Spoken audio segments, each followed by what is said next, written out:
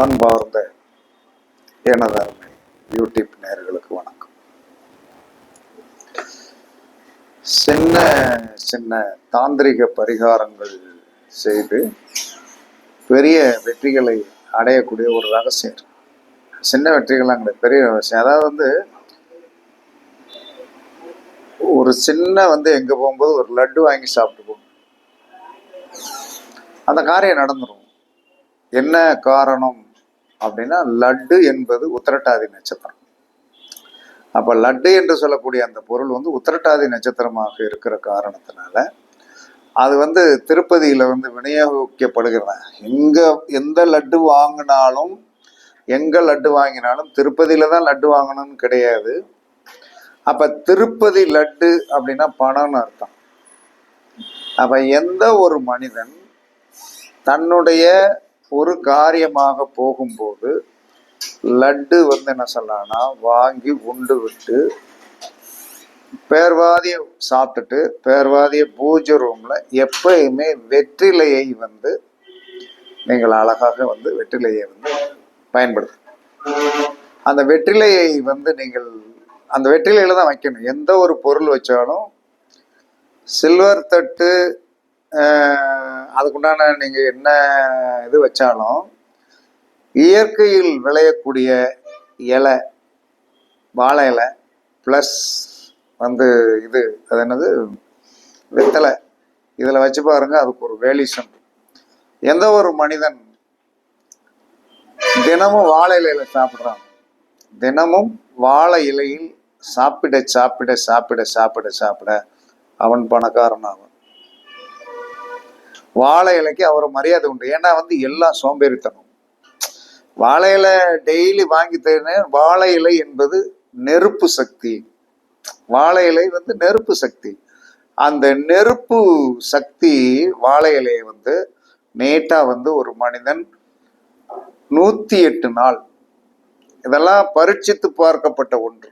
108 நாள் எந்த ஒரு மனிதன் தொடர்ச்சியாக காலை மதியம் இரவு வாழை இலையில் அவன் சாப்பிடுகிறானோ அவனுடைய கர்மா நீக்கப்படும். இது உண்மையா? இது விளையாட்டுக்காக ஏதோ சொல்றதுல கிடையாது. வாழை இலை பஞ்சபூதத்தில் நெருப்பு சக்தியை குறிக்கக்கூடியது. ஆமா, ஒருத்தருக்கு அடிக்கடி நெஞ்ச கரிச்சுக்கிட்டே இருக்குது, சாப்பிட்டோன்னா ஒரு மாதிரி புளிச்சா போறதுன்னா ஒண்ணுமே செய்யாது. என்ன சாப்பாடு இருக்குதோ சுடு சாப்பாடு தான் வாழை இலையில சாப்பிடணும் அப்படிங்கிற விதியெல்லாம் கிடையாது. சுடு சாப்பாடு தான் சாப்பிடணுமா? ஒரு தோசையை கூட அதுல போட்டு சாப்பிடுங்க. ஏன்னா வாழை இலை ஒரு அற்புதமான சக்தி இருக்கிறது. அப்ப அந்த வாழை இலையில சாப்பிட சாப்பிட யார் ஒருவர் கர்மாவில் அதிகமாக உழண்டு கொண்டிருக்கிறோமோ, கர்மாவில் அதிகமாக உழல்கிறோம், வாழ்க்கையில் போராட்டம் அதிகமாக இருக்கிறது, என்னால தாழ முடியல, என்னுடைய கஷ்டத்தை நீக்குவதற்கு ஏதாவது ஒரு பிரபஞ்ச சக்தி என்னிடம் எனக்கு என்ன சொல்றீங்க அப்படின்னு கேட்டா ரொம்ப சிம்பிளா நான் சொல்லிட்டு போயிடுவேன். யார் என்ன சார், ரொம்ப உங்களுடைய ஆத்மார்த்தமான மனது தான் என்ன பேச வைக்கும்.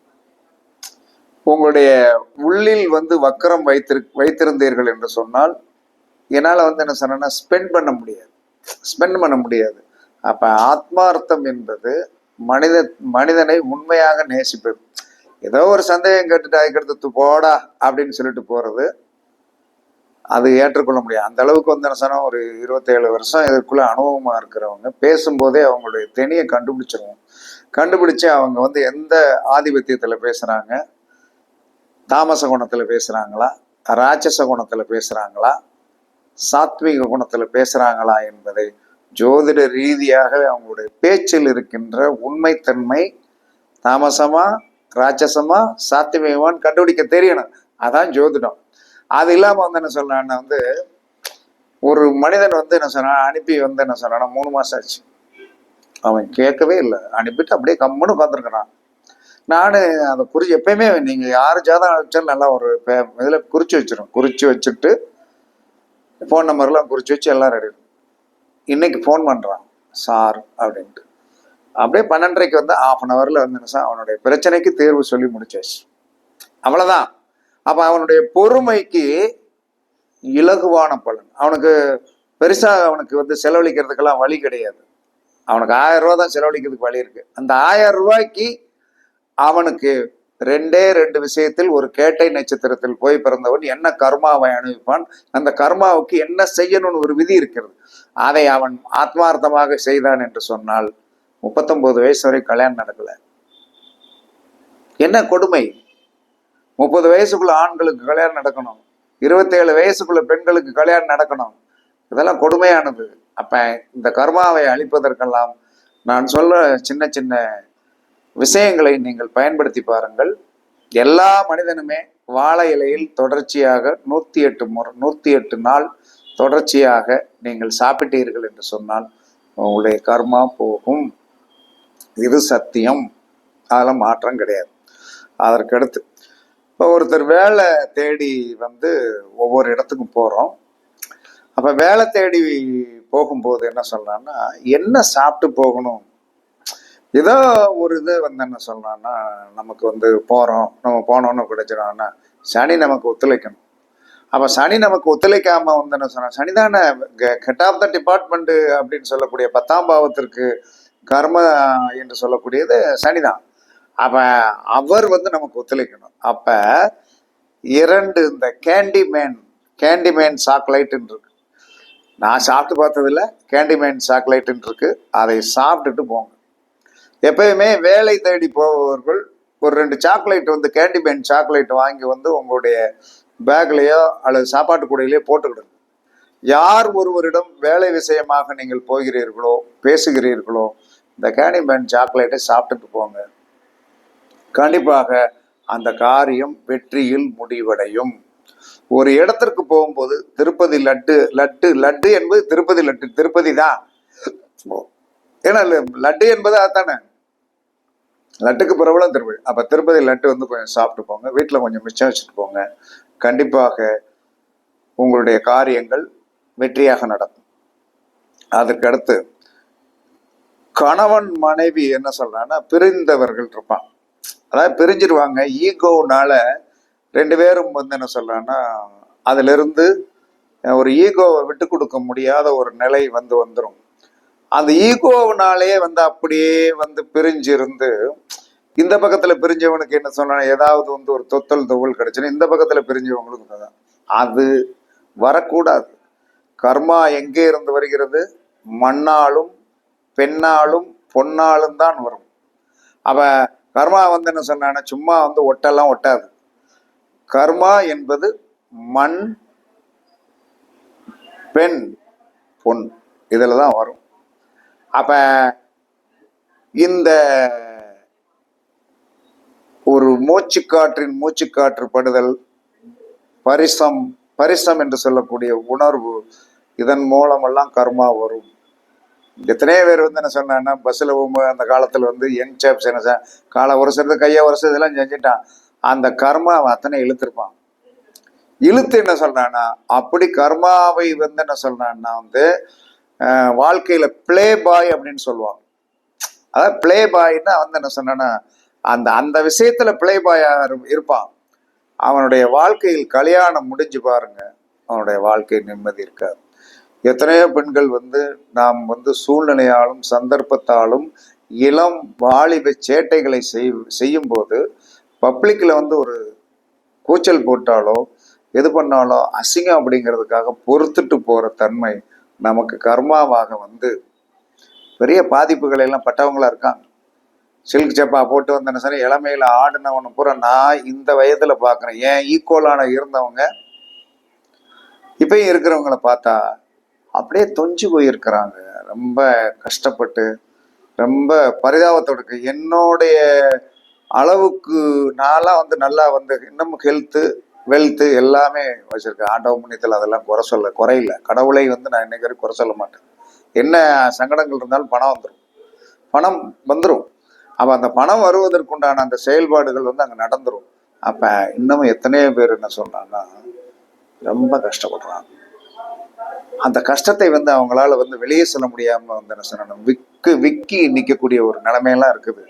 அதனால இப்ப இருக்கிற இளைஞர்களுக்கும் சொல்றேன், ஒண்ணு லவ் பண்ற மாதிரி ஆக்டிங் கொடுத்துட்டு கடைசியில் ஏமாத்திட்டு போகாதீங்க. நாங்களாம் இதை அனுபவப்பட்டோம். லவ் பண்ணிட்டு ஏமாத்திட்டு போனவர்கள் பெண்கள் நீண்ட நாள் நன்றாக வாழ்ந்தது இல்லை. எத்தனையோ பெண்களை சைட் அடிச்சு என்ன சொன்னான்னா பிளே பாயாக இருந்தவனுடைய வாழ்க்கை நிம்மதி இல்லை, அவனுடைய பிள்ளைகள் நல்லா இல்லை. ஏன்னா இது அனுபவம் அப்படிங்கிறத விட நிறைய அனுபவத்தை நான் பார்த்துட்டு சொல்றேன். ஏன்னா நான் ஆன்மீகத்துக்குள்ள ஒரு குறிப்பிட்ட காலத்துக்கு மேல வந்ததுனால நான் அதெல்லாம் மாட்டலை. அதுக்காக நான் ஜென்டில்மேன்லாம் சொல்ல மாட்டேன். ஆன்மீகத்துக்குள்ள வந்ததுனால ஆன்மீக அந்த காற்று அந்த வாடைகள் அடிக்க என்ன ஏதுன்னு தெரிஞ்சுட்டு என்ன சொன்னேன்னா அதுல இருந்து ரிலீஃப் ஆனதுனால இன்னைக்கு நம்ம குடும்பம் குட்டி நல்லா இருக்குது. அதனால எல்லாருமே பாதிப்புக்கு காரணம் மண் பெண் பொண்ணு தான். அதனால கணவன் மனைவி பிரிந்தவர் ஒன்று சேருவதற்கு ஒரு தீக்குச்சியை எடுக்கணும். ஒரு தீக்குச்சின்னா அந்த கால தூக்குச்சி, இப்ப மெழுகு குச்சி கிடையாது. இந்த மரத்துல இருக்கும் இல்லையா, அந்த தீக்குச்சியை எடுத்து இடது மூக்குல லைட்டா சொருகணும். உள்ள வரைக்கும் சொருகிறாதீங்க. இடது மூக்குல உள்ள சொருகி வலது காலை இடது மூக்குல இப்படி சொருகிறணும். வலது காலை தூக்கிட்டு நிக்கணும். 10 நிமிஷம் நிக்கணும். கொஞ்சம் நிக்க முடியலன்னா சமாளிச்சு நின்று இடது மூக்கில் ஒரு தீக்குச்சியை என்ன சொன்னா மருந்து உள்ள வார்த்து சொருங்க. ஒன்றும் பிரச்சனை எல்லாம் வரப்போறது கிடையாது. அது அப்படி உடனே இதாயிடாது. வலது காலை தூக்கிடணும். இடது காலை ஊனிக்கிட்டு இடது காலை ஊன இடது கால் மூக்கு பக்கம் இடது மூக்கு பக்கம் தீக்குச்சியை உள்ளே சொருகி வலது காலை தூக்கி பாத்ரூம்ல நிக்கணும்.